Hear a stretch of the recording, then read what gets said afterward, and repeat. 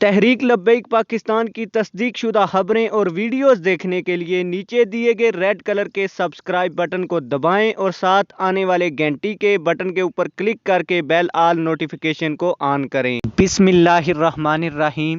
جیسا کہ آپ لوگوں کو معلوم ہے کہ وزیر اعظم عمران خان کی زیر صدارت تحریک لبیک پاکستان کے ساتھ ہونے والے معاہدے کے متعلق اہم اجلاس ہوا۔ اس اجلاس میں کون کون سی چیزیں زیر بحث رہیں، جو چیزیں ہمیں اندرونی ذرائع سے پتہ چلی ہیں، ان کے بارے میں ہم آپ کو بتائیں گے۔ آپ نے سارے نیوز چینل کے اوپر یہ تو دیکھا ہوگا کہ اجلاس وزیر اعظم کی زیر صدارت شروع ہوا۔ اس میں وزیر مذہبی امور نور الحق قادری، وزیر خارجہ شاہ محمود قریشی اور وزیر داخلہ شیخ رشید نے شرکت کی، لیکن کسی بھی چینل نے آپ کو یہ نہیں بتایا کہ اس اجلاس میں کیا ڈسکشن ہوئی اور معاہدے کے متعلق کیا فیصلہ کیا گیا۔ تمام تر چیزیں ڈیٹیل کے ساتھ، ثبوت کے ساتھ آپ لوگوں کے سامنے رکھوں گا۔ ویڈیو شروع کرنے سے پہلے آپ لوگوں سے ایک چھوٹی سی ریکویسٹ ہے، اگر آپ نے ابھی تک ہمارے چینل کو سبسکرائب نہیں کیا تو چینل کو سبسکرائب کر دیں،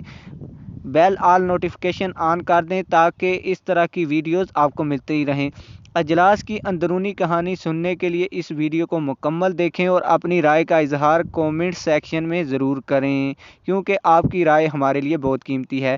سب سے پہلے اس اجلاس میں جو باتیں زیر غور آئیں وہ یہ تھیں کہ اگر ہم تحریک لبیک پاکستان کے ساتھ ہونے والے معاہدے کے اوپر عمل درآمد کرتے ہیں، فرانسیسی سفیر کو اپنے ملک سے نکال دیتے ہیں، تو ہمیں اس سے کیا نقصان ہوگا۔ اگر میں یہاں سیدھی بات کروں تو سب سے پہلے یہ ڈسکشن ہوئی کہ ہمیں کتنے ڈالر کا نقصان اٹھانا پڑے گا۔ یعنی کہ آپ لوگوں کو پتہ ہی ہے کہ فرانس جیسے ملک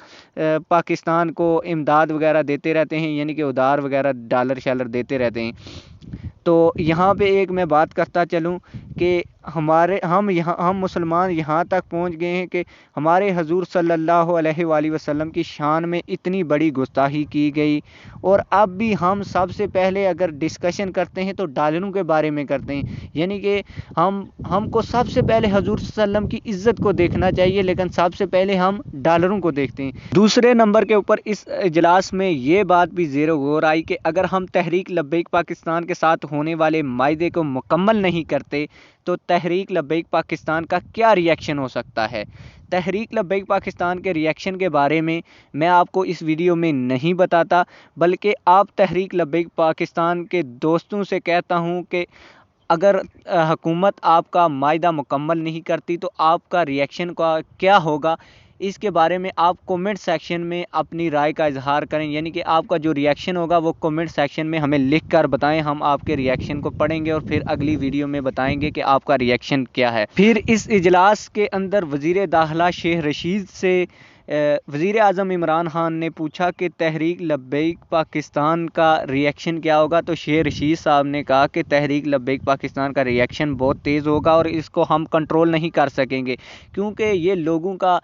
دلی معاملہ ہے، حضور نبی اکرم صلی اللہ علیہ وآلہ وسلم سے عشق کا معاملہ ہے، تو یہ چیز ہم سے کنٹرول نہیں ہو سکے گی۔ تو پھر اس اجلاس میں یہ فیصلہ کیا گیا کہ ہم پہلے دوسری پارٹیوں کے ساتھ فرانسیسی سفیر کے حوالے سے رائے لیں گے اور پھر عید سے پہلے اس قرارداد کو قومی اسمبلی کے اندر پیش کریں گے۔ لیکن ان لوگوں کو پتہ ہونا چاہیے کہ تحریک لبیک پاکستان کی طرف سے عید تک کی ڈیڈ لائن نہیں ہے، بلکہ 20 اپریل کی ڈیڈ لائن ہے۔